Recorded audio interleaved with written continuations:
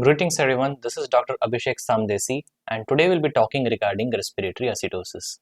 In this respiratory acidosis, we shall discuss regarding the definition, the etiology, the clinical manifestation and interpretation of respiratory acidosis.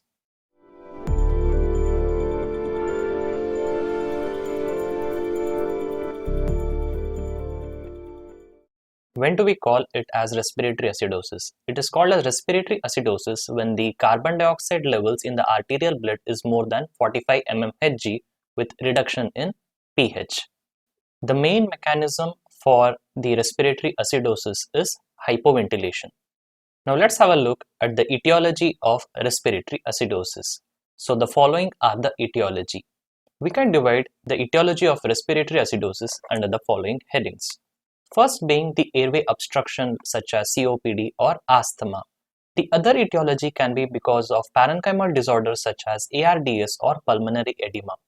And involving the pleura, the etiology is usually a pneumothorax, especially tension pneumothorax. The other etiology being the chest wall disorders such as obesity, myasthenia gravis or a flail chest. Diaphragmatic disorders being the diaphragmatic palsy or phrenic nerve injury.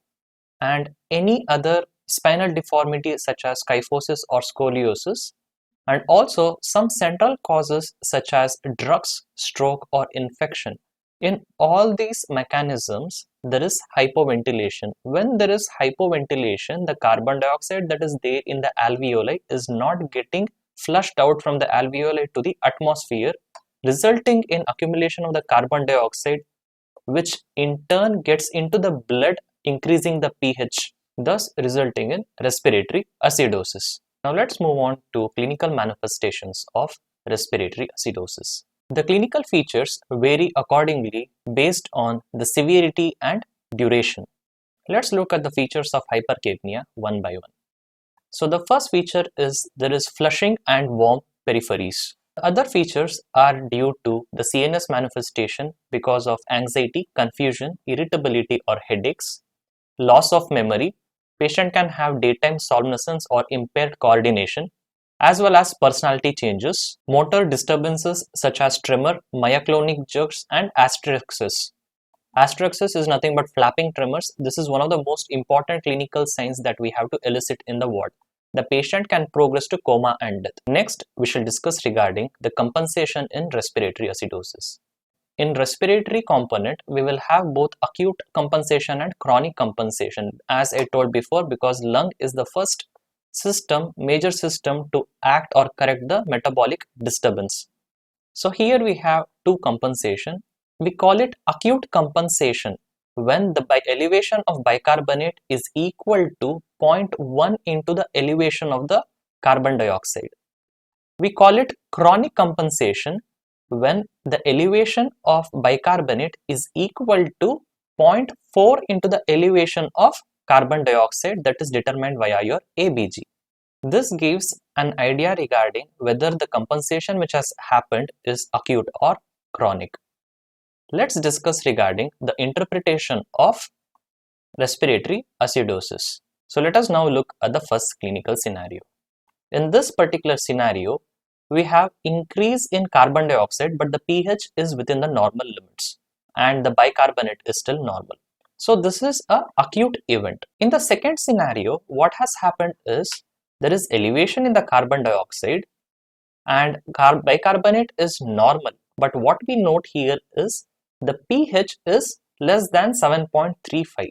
Because the pH is less than 7.35 and the carbon dioxide is elevated, the bicarbonate has not compensated yet. So it becomes a uncompensated respiratory acidosis. Let us have a look at the third scenario. Here what we are seeing is the carbon dioxide is elevated, resulting in reduction in the pH. This is respiratory acidosis. But what we see is the bicarbonate also has elevated.